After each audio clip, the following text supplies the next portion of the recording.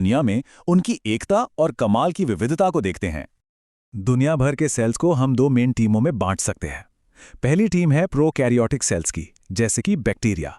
सोचिए, ये जिंदगी के पुराने सिंपल खिलाड़ी हैं जिनमें न तो कोई असली न्यूक्लियस होता है और न ही कोई दूसरे अंग। और दूसरी टीम है यूकैरियोटिक सेल्स की। ये एडवांस्ड खिलाड़ी हैं जिनसे पौधे, जानवर और हम सब बने हैं। इनमें एक अच्छा खासा न्यूक्लियस भी होता है और वो सारे ऑर्गेनेल भी जिनकी हमने अभी अभी सैर की। अब यूकैरियोटिक टीम के अंदर भी अलग अलग तरह के खिलाड़ी हैं। यहां देखिए, एक तरफ है प्लांट सेल और दूसरी तरफ एनिमल सेल। दोनों में न्यूक्लियस और माइटोकॉन्ड्रिया जैसी काफी चीजें कॉमन हैं, लेकिन कुछ बहुत जरूरी फर्क भी हैं जो पौधों को जानवरों से एकदम अलग बनाते हैं। प्लांट सेल्स में 3 ऐसी खास बातें हैं जो एनिमल सेल्स में नहीं मिलती।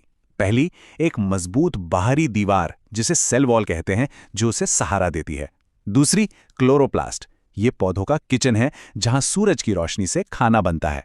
और तीसरी, एक बहुत बड़ी सेंट्रल रसदानी जो पानी स्टोर करती है और सेल को टाइट रखती है। तो अब हम आते हैं अपने आखिरी और शायद सबसे जरूरी सवाल पर। अगर हर जिंदा चीज सेल से बनी है, तो ये नए सेल्स आखिर आते कहां से हैं? चलिए देखते हैं कि जिंदगी खुद को कैसे कायम रखती है।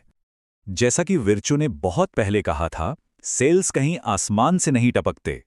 हर एक नया सेल हमेशा अपने पिछले सेल से ही आता है, और ये होता है सेल डिवीजन यानी कोशिका विभाजन की प्रक्रिया से।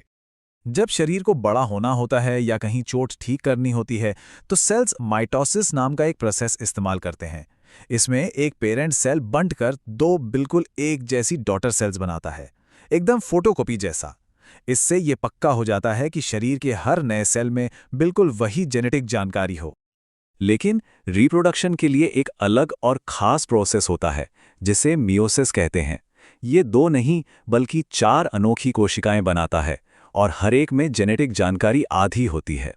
यही वो प्रक्रिया है जो जेनेटिक विविधता पैदा करती है, जो किसी भी प्रजाति को जिंदा रहने के लिए बहुत जरूरी है।